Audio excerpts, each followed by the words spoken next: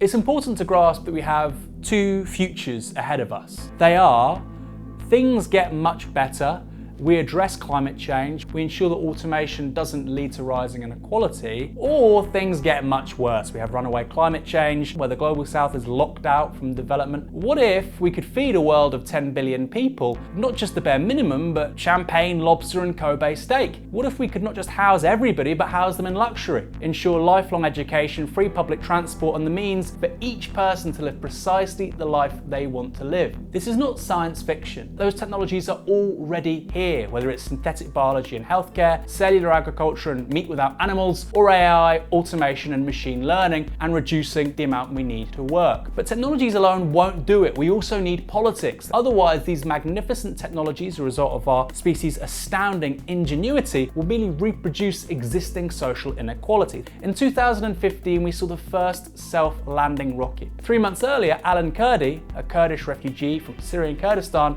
washed up dead on a beach in Bodrum. He was 3 years old.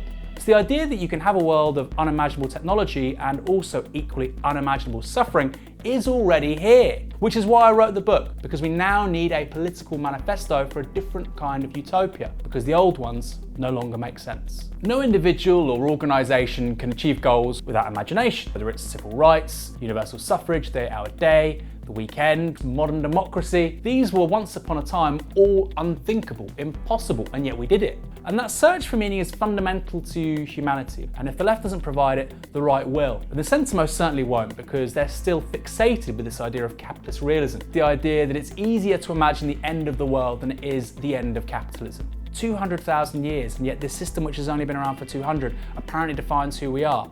It doesn't. Since 2008, something very strange has happened. That year, we didn't just have the global financial crisis, it was the first time that the iPhone on 3G was launched. Since then, what's happened? Yes, we've seen rising inequality, the emergence of authoritarian populism, but we've also seen that digital economy go very much mainstream. Today, Amazon is a $1 trillion economy. Ditto Google. Ditto Microsoft. Facebook is worth hundreds of billions. This is new. The emergence of companies worth $1 trillion was unthinkable 10 years ago, and that simultaneously led to the rise of a global class of super rich. Jeff Bezos is worth more than 150 billion US dollars. He's the wealthiest man on earth. 150 billion would pay for a lot. It would eliminate homelessness in the United States, eliminate malaria worldwide. He could cancel student debt in the US. He could do unthinkable things. What's he doing with the money instead? He's building a giant clock, which nobody can actually watch. He has a huge boat, which not even he probably uses. And if you think that Jeff Bezos having 150 billion is a lot of money, wait till artificial intelligence, because in the words of Mark Cuban, it will create the world's first trillionaire. Now, the alternative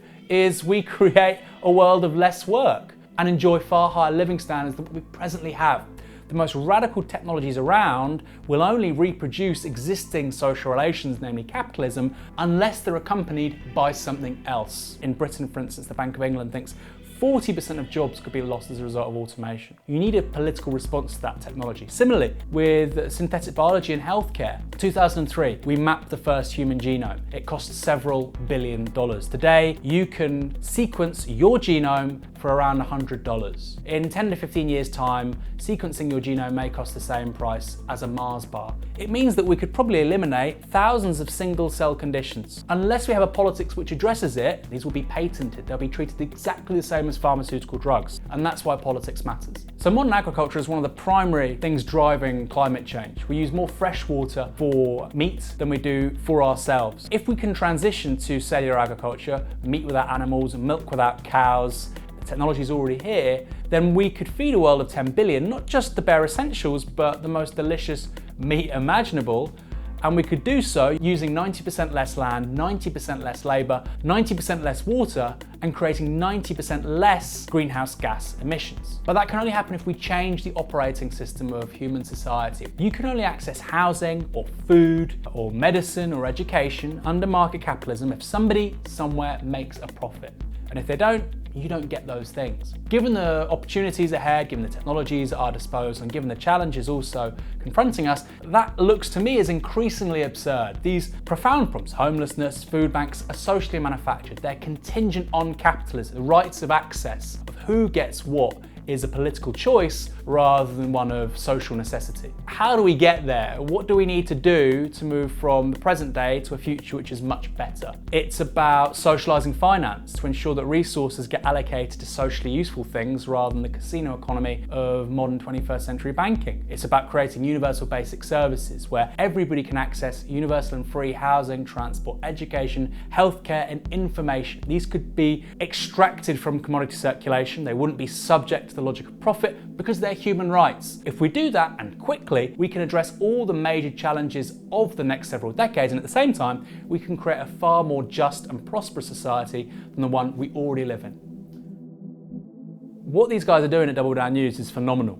If you can, go to the Double Down News Patreon, give some resources to them. They're going to need it, but you're going to need them, a different kind of media. Nobody is going to do this for us, so be a part of that movement and help Double Down News become the kind of journalism we need in this country.